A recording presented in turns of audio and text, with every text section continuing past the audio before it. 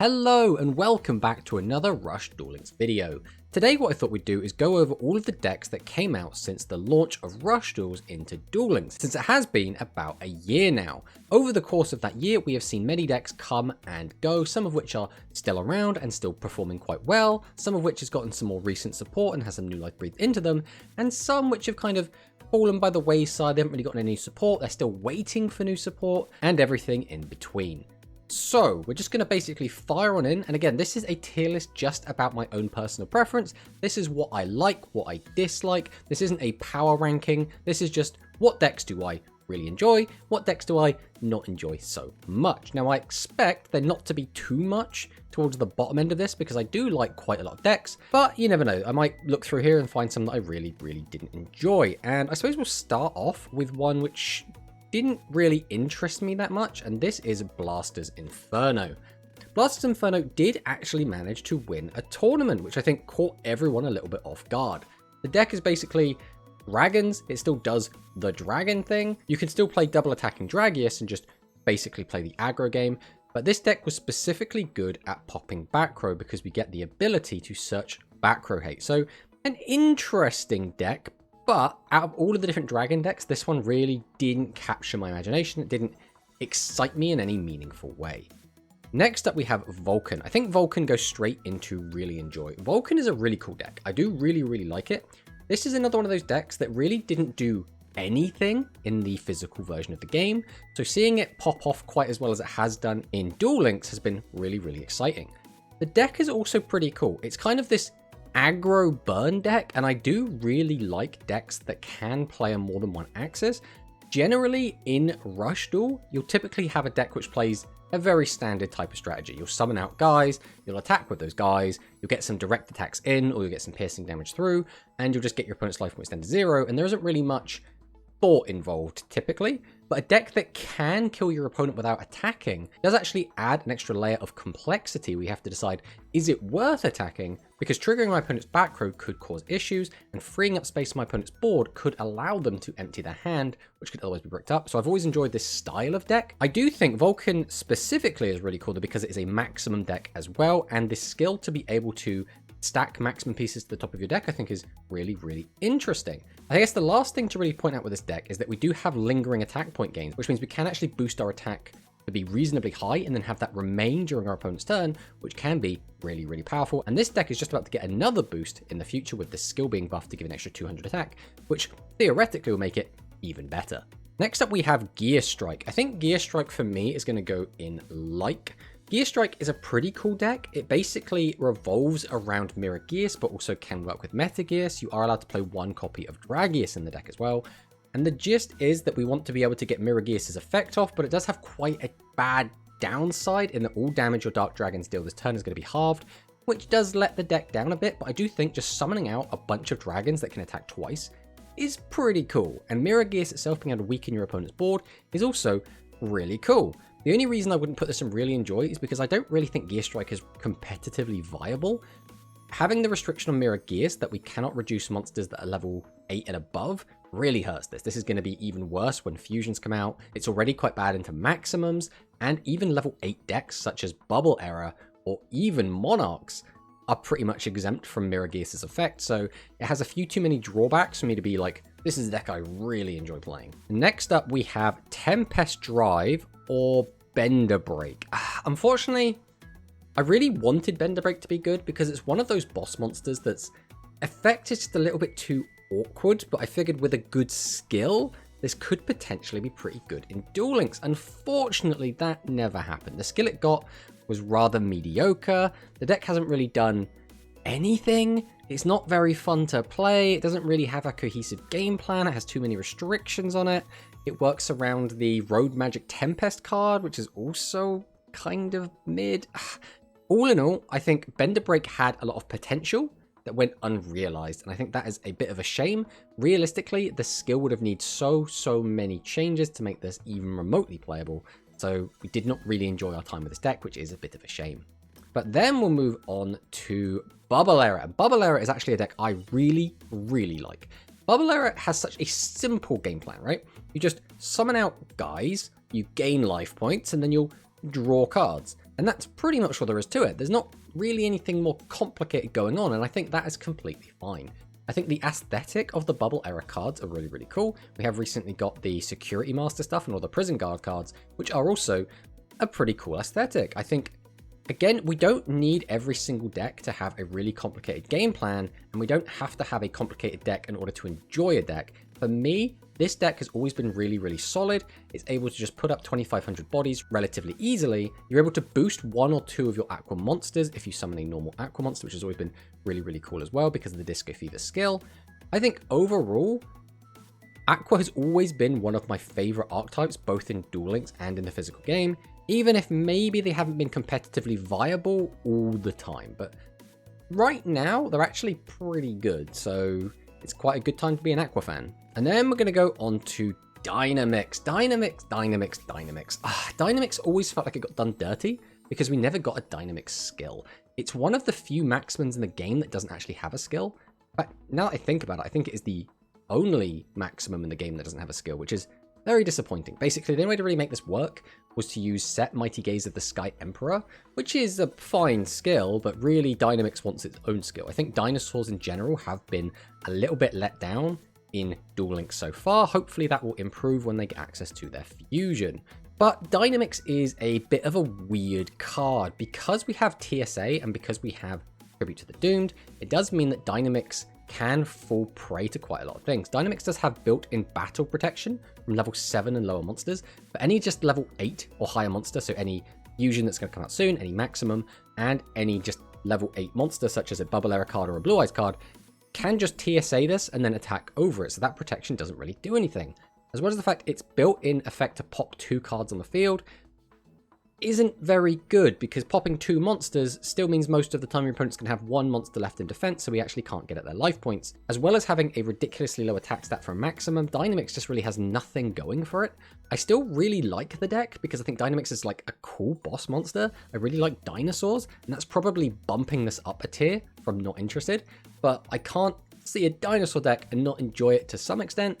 So it's a bit of a shame we never got a skill for this, but I think like is where we're going to leave Dynamics for now. And then we have Cyber Dragon. Cyber Dragon, in its current form, we're going to put it in like. So Cyber Dragon, as we get fusions, which are right around the corner, so we should be seeing this jump up quite a bit, in its current iteration in Duel Links is not very interesting. Basically, it's Cyber Dragon / Grand Cerberus Beatdown with a skill that just boosts their attack by a little bit. It's fine. It's not bad. It's actually been outperforming a lot of people's expectations, in my opinion. But there isn't really much to it. Even if we think of it as a very simple deck with a very simple game plan, because it uses all the machine cards but isn't allowed to use any of the good machine cards, it just feels like it's a worse version of the light machine deck. And I think because of that, it's kind of being overshadowed quite a bit, which makes it a little bit disappointing. Then we have our Noodles. So Noodles have obviously changed quite a bit. And this list is going over basically every iteration of a deck. And Noodles, oh, this is going to be more specifically, as we do have other Noodles down here. This is more specifically the Burn Noodles with extra spice.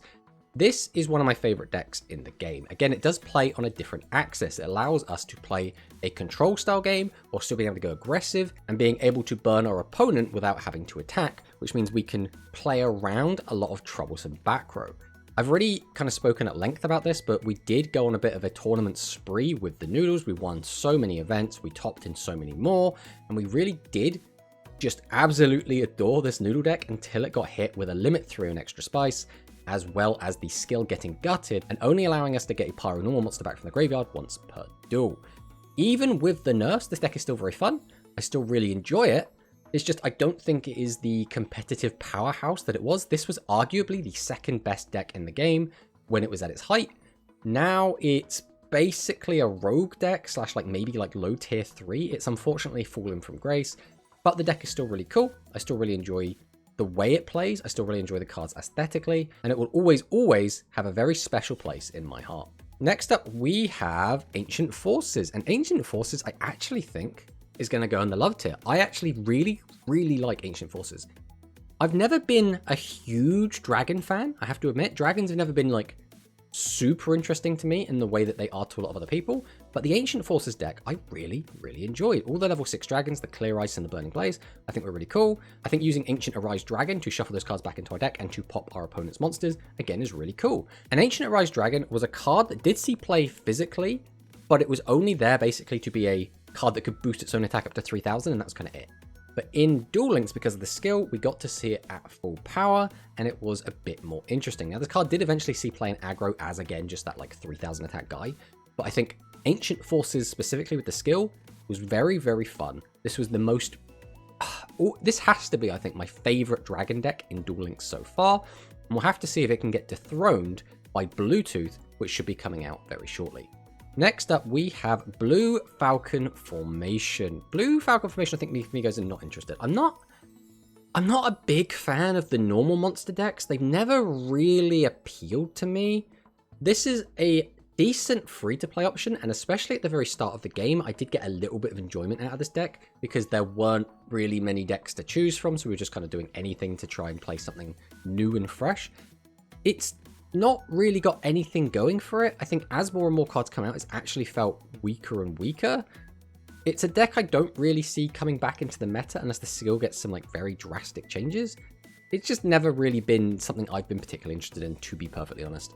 And then we have Noodles again, and this is going to be more reflective of the kind of aggro Noodles. Dump a load of Pyronormals into the graveyard. Maybe we use the Noodle Art of Roastery. We'll use Spice the Elite Noodle Ninja's effect to boost up the whole board. Get the whole board up to like, 3 monsters, like 6,000 plus attack. Slam into your opponent and try and just kill them in one fell swoop.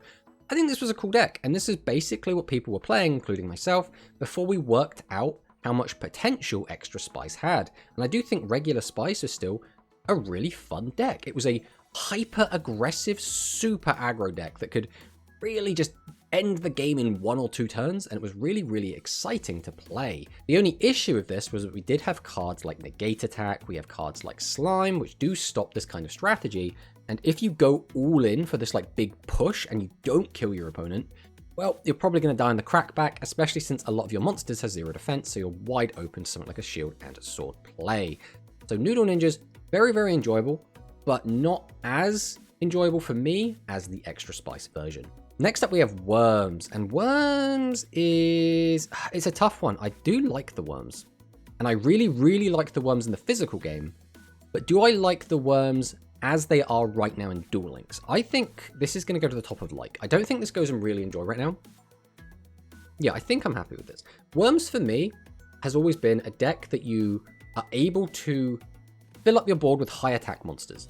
But we don't have a lot of those high attack monsters in the game yet. So basically right now, Worms for us is kind of maximum turbo. And that's not my favorite iteration of this deck. I'm really waiting for us to get things like Gantry Dragon and things like Drake Crush. I'm waiting to get these cards because those, for me, is the really fun way to play Worms, where we just get to have 3 giant guys on the board, slam down our field spells so they get even stronger, and ideally get a skill to just help us pierce through it. That's kind of what we want from the Worm deck.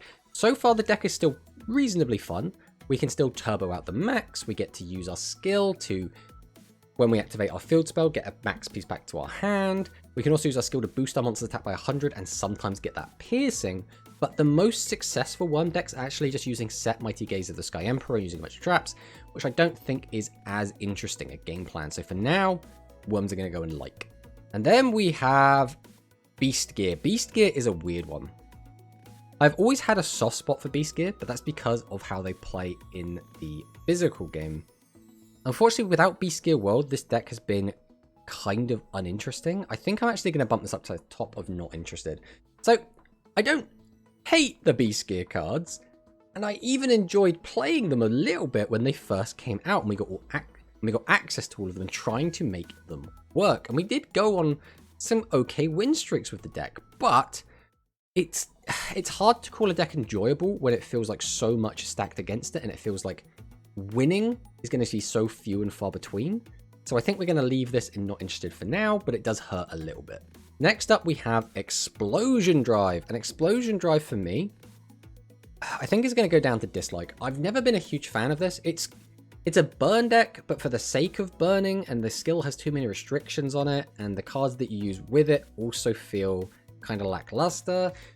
you can get some wins with this deck. You can cheese some fun games out of it, but it's just never really been my cup of tea. I know a lot of people look at how I've played Noodle Ninjas in the past and been like, oh, you know, Tomato Sauce really likes burn decks. I'm actually not a big fan of burn decks, to be honest. I like it when decks can burn on top of just playing a very standard game plan.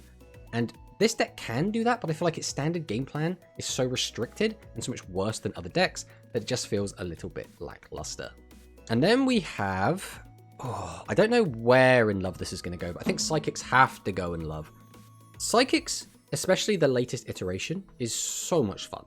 Basically, it's the most complex deck in the game right now. It's really enjoyable to just sit there, work out your lines, and be able to kind of combo off. And comboing off is something that doesn't really happen in Rush, especially in Duel Links. So having a deck that you can do that with is obviously going to be really, really cool. I would say my only negative with this deck, as why I don't necessarily like it all the time, is the deck can feel very oppressive if you get a little bit lucky. If you draw well, this deck can just completely destroy your opponent.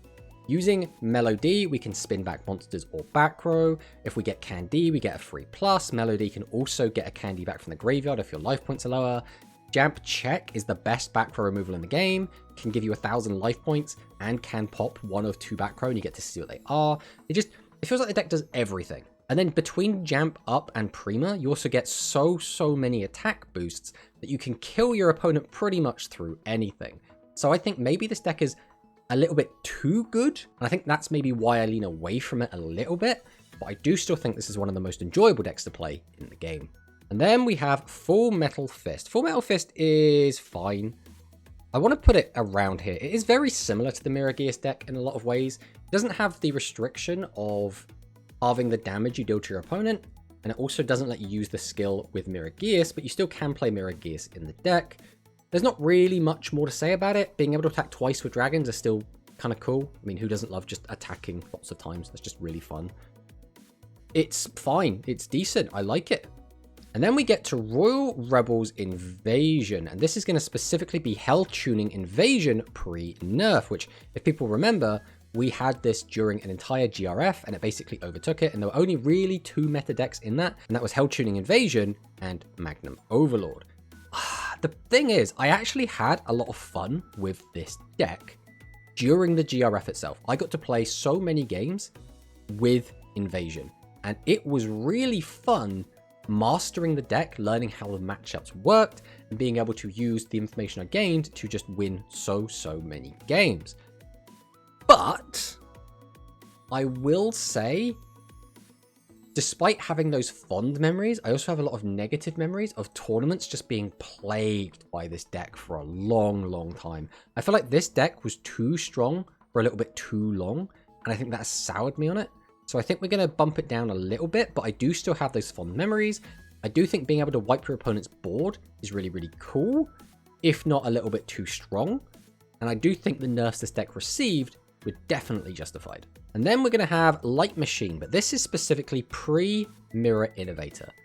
And I think I'm going to leave this up here. I think the aesthetic of playing like effectively Gundams is really cool, right? Playing these like mechs, I think is one of the most fun things you can do in a card game. And I think Ace Breaker itself is a really cool boss monster, especially for the time it came out, when basically combat tricks were in full force.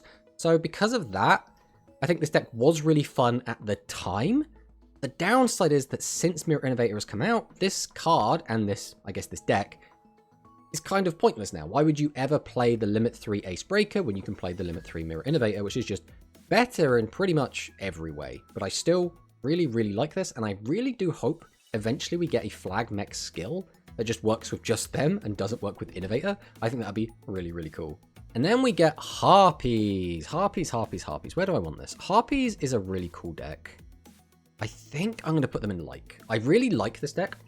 And one of the things I specifically like about this deck is, one, it's a maximum deck that rarely maximums, and I think that's a really cool kind of idea. Two, you don't play that many bricks in this deck. Because a lot of your bosses are level 5, that does mean that we shouldn't open bricky hands as much. And not opening bricky hands is always going to be a really big plus for me. As well as that, the skill does everything we need. We can use it to boost our own attack, which is really, really important. And we can use it to get to our opponent's life points because we can flip one of their face down cards face up. So it's just all around a good time. I would really like to see the Harpy deck get a little bit of a boost going forward. I do think the deck, although it is seeing a little bit of a resurgence, it's not really seeing much of one. So I would like to see this deck get some new cards going forward. Hopefully it will. And when it does, it will probably move up the list at least a little bit. Then we have Condor. Condor. I do enjoy this deck. I'm not going to lie. Condor is a pretty interesting deck because it works. We want to change all our opponent's monsters to light. We then need to fill our hand with cards, send them to the graveyard, weaken our opponent's board. And when we do eventually get more support in the future, this will probably jump up to really enjoy or love. But as it is right now, it's completely terrible. But when it first came out, I have a lot of cool memories of being able to like amass a bunch of cards in my hand because neither player wants to really leave themselves open.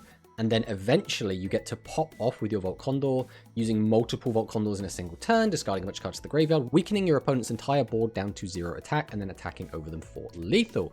So I do actually think Condor deck was good. I enjoyed it. It was never like super viable, never super competitive, but I did enjoy the time I spent with it. And then we have Aggro, and I think I'm actually going to put Aggro and really enjoy. So Aggro is a deck that I think a lot of people are kind of bored of, but we're at the stage where Aggro has been out of the meta for so long that it's almost interesting again, which is kind of weird to say. Aggro had the negative stigma of being basically the only deck for a long time. For a long period of this game's lifespan, there was SAR, Resonance, Warriors, Aggro, and then like a bunch of rogue decks. And then as we went forward, Aggro kind of came to the forefront again when we got access to the like Paku engine, and it saw another stint of replayability when we got the Thunder cards. We started seeing Thunder Aggro see play. But this deck has kind of always been around. There's so many different variants of Aggro, which does make it quite refreshing, and there's always a different spin that players have on it. I do recognize though that a lot of people don't like Aggro because again, the deck's just been around for so long, and I think some people are just kind of bored of it, and it's kind of just a good stuff pile. And a lot of people don't like pile decks, but I do think just having the ability to slot whatever you want in and having Dragius as this still really interesting card that can attack twice and one of those attacks can be direct is still really cool. So I do really enjoy this deck still. And then we have machines. So Mirror Innovator, we've already spoke about it a little bit, but it's very polarizing. It's very powerful. And it's another one of those cards that's outstayed its welcome, which is a little bit disappointing for a lot of people.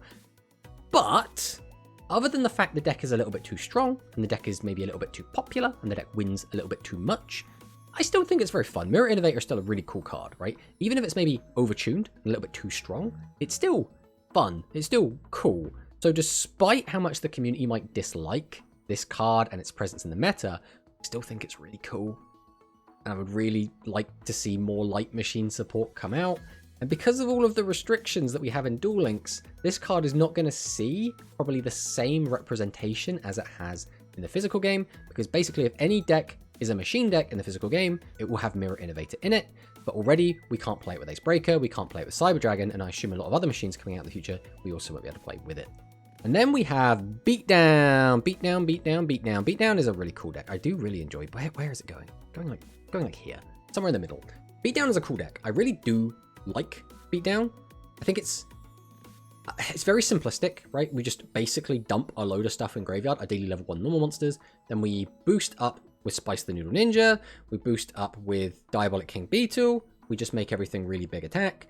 We slam in for as much damage as possible. I mean, who doesn't just love making guys huge and just ramming them into each other? That's just so much fun. It's so simple. But again, it doesn't have to be complicated. Being complicated doesn't make something more fun necessarily. Obviously, it does for something like Psychic, but this deck's just cool, right? I mean, who doesn't want to just grab two like action figures and start smashing them into each other? That's basically what Beatdown is, and I will always love it for that. And then we have Dark Arts of Positioning. So in its current form, it's kinda bad. The deck doesn't really do anything. And I think until we get Kime Luna, it's going to continue to be terrible. And even when we do get Kime Luna, I imagine we'll get a proper Kime Luna skill or something better to work with it. For right now, it's just kind of boring and kind of bad. It doesn't really do anything. I don't really think we need to talk about this deck too much. We're just going to leave it and not interested.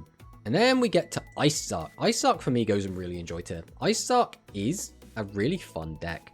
Being able to, again, make use of a boss monster that never saw any play in the physical game because of a skill, I think is always really, really enjoyable.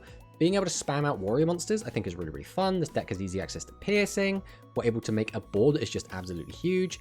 The only big negative I can say about the Ice Ark deck is you have to run about 7 high-level monsters. Now, once we get one of those high-level monsters onto the board, we throw 2 of them from our deck into the graveyard immediately, so we're only really playing 5, but for that first 1, maybe 2 turns, we have to avoid drawing a handful of boss monsters, and unfortunately this deck can be a bit of a cruel mistress and just fill our hand with bosses, which creates some problems. So I do really enjoy this deck, I've had a lot of success with this deck, but I don't think it can go any higher than really enjoy. Next up, we have our dinosaur friend, and this is going to represent Servant of Dawn. I think... this hurts, but we're going to put it in not interested. This is probably the most viable dinosaurs have ever been, but it's still not really dinosaurs. So Servant of Dawn is a skill that did see a lot of experimentation. It wasn't just used with dinosaurs, but this is just going to kind of represent dinosaurs here. It's an okay deck, right? We can get some power boosts, there's some like high defense normal monsters. It's fine, but it always kind of felt like players would play this with dinosaurs and be like, look, I'm playing a dinosaur deck. And it's like, but are you really playing a dinosaur deck? You're just kind of playing a normal monster beatdown deck. We're still really waiting for those dinosaur skills, and I really do hope we get them sooner rather than later. Servant of Dawn, just not too interesting for me. Next up, we have Ride Across. I'm actually... Right, this is not actually a meme. I am putting Ride Across in love tier because every time I've ever played Ride Across, I really enjoy it. I think the lines the deck has and the different ways to play the deck have always been really, really cool. Especially, this was more when it came out because I haven't really touched it much since then. But when it came out, the deck was really, really fun. And anytime you got a win with it, it felt really, really rewarding. The only negatives is that the deck kind of sucks. A lot of the monsters in it just have below average stats, and that makes it a little bit dead on arrival. There's too many tribute monsters in the deck. But if the deck gets to do what it wants to do, and if the monsters just had some slightly better stats, I genuinely think this would be one of the best decks in the game and one of the most fun decks in the game. Unfortunately, none of those things are true, so it's not very good, but I can't put it any lower than love. I absolutely adored playing this deck back when I first got my hands on it. Next up, we have Blue Eyes, and this feels weird, but we're going to put Blue Eyes in dislike.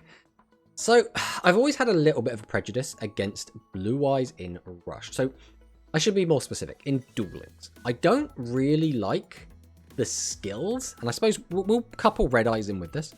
I don't really like the skills that say you have to run 7 boss monsters, because to me, that's saying, okay, you have to play a bricky mess of a deck in order to make this work. And I've never been a big fan of that. So just because of that, I'm not the biggest fan of these cards.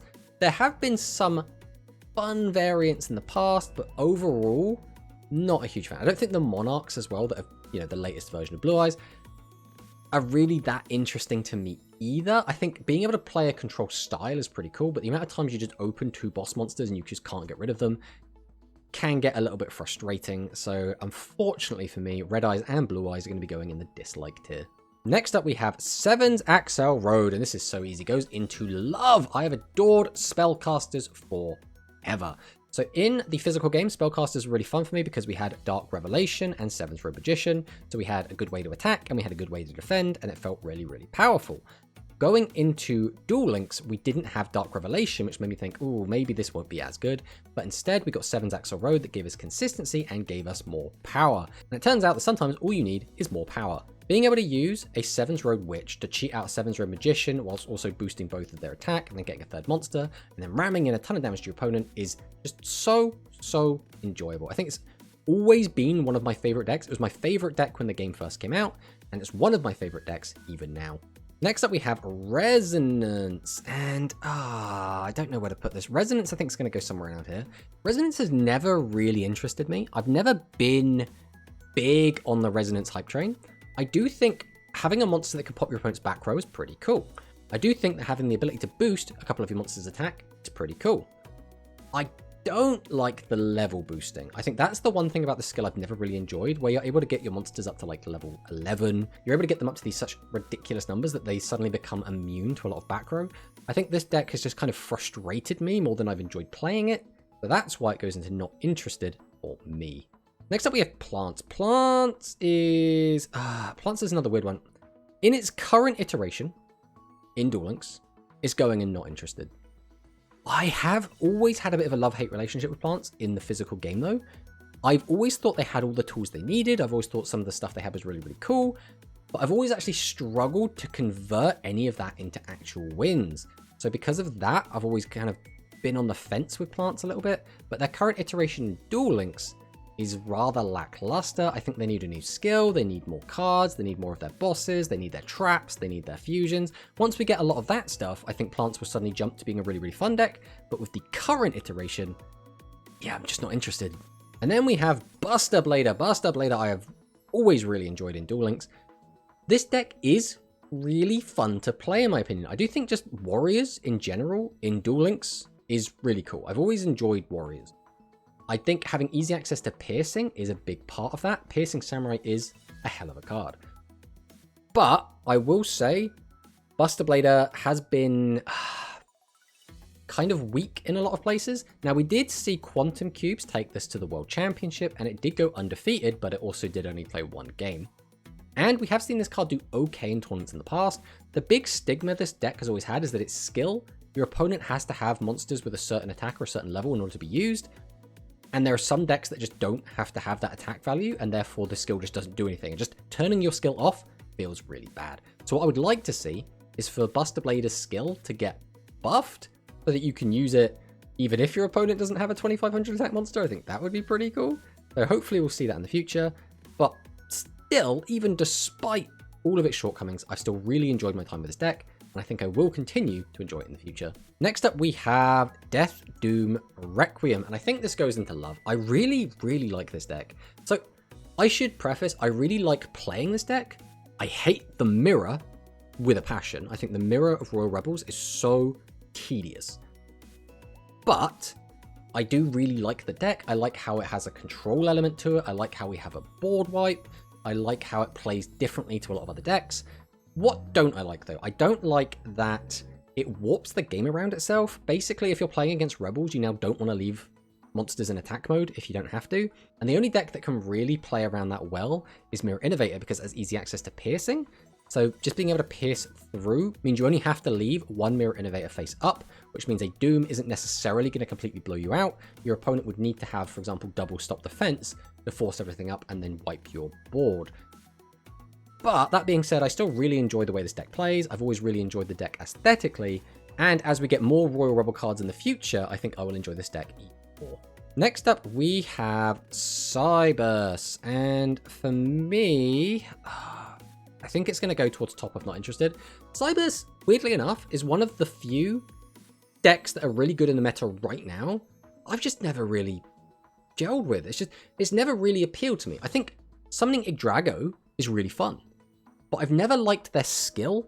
I've always thought the skill was a little bit too good. I think the deck was very mid for a long time until they got Chaos Femtron, and then it was like, oh, well, yeah, if this deck just gets loads of plussing and fill up the graveyard to fuel your Hydron, it turns out the deck's actually incredible. And I think that's fine, but the deck is also kind of one-dimensional. It doesn't really have any interesting back row, it doesn't have any interesting spell traps, it doesn't do anything interesting outside of boost attack, weaken opponent attack. But it doesn't do any of that in a particularly fun way. Like, we have other decks that just boost their attack and boost their attack and boost their attack, but then they do it in a really interesting and fun way. I've always found that Cybus do it in a very boring way, and that's why it's in not interested. I don't dislike the deck. It's just not really ever appealed to me, to be honest. Next up, we have Overlord, and straight into dislike. I am not a fan of Overlord. I think a deck that tries to OTK your opponent is really fun a few times. If you're ever grinding ladder and you run into this guy and he just cheeses a win just because he top decked the max, that feels awful. And I've never been a huge fan of that. One of the main reasons that Noodle Burn even became a real deck was because of this card. Because I entered a tournament got completely destroyed by Magnum Overlord just because it was just drawn off the top. And I was like, okay, I just want cards that let me survive this matchup. So we're going to put in Majesty. We're going to put in all of the Earthbound. We're going to have in all these extra cards that stop us from just immediately dying to Overlord. And bam, it turns out when you put a lot of trap cards together with a lot of burn cards, you create this kind of stally burn deck that can still go aggressive. And it turns out that's pretty good. And then our win rate against Magnum Overlord became about 100%, and we never looked back. So Magnum Overlord, I have to admit, really not a fan. I think a lot of people will agree with me with this. I think, again, in a vacuum, this deck is fine. If you're grinding ladder and keep running into this, it is such a pain in the butt. And then we have Thunder. Thunder, for me, I think has to go and really enjoy. I really do like the Thunder deck. It's just a really solid deck. It has decent statted monsters. It has a skill that's maybe a little bit too good. But I think considering the quality of the monster, I think it's kind of appropriate. Being able to weaken your opponent's monsters and change their battle position can be really, really good. As well as having the recursion power from Stormbolt and having the piercing from Trigger Drago really do give the deck that little bit of extra oomph. And I've always thought it was a really cool deck. I have enjoyed playing it in the past. It's not my favorite deck, but it's a deck I've always really enjoyed, and I'm quite happy to jump back to it. Next up, we have Dark Magician. And Dark Magician for me just goes in not interested. Dark Magician is another one of those skills where the skill is unrestricted enough that you just kind of play it with other stuff.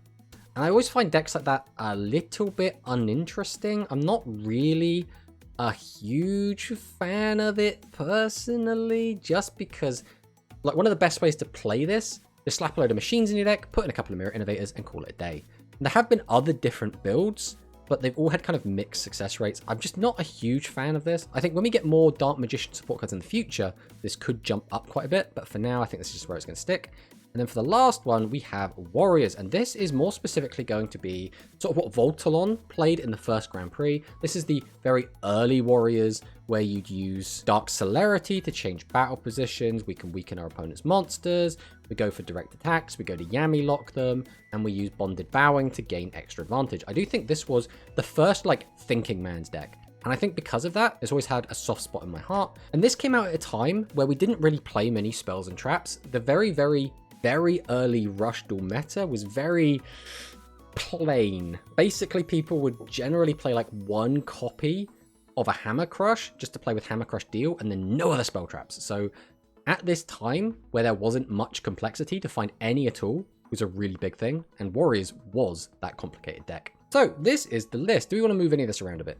Yeah, I think after moving them around, I think this is kind of where I like it. We didn't change any of the tiers. We just kind of moved them around within their tiers.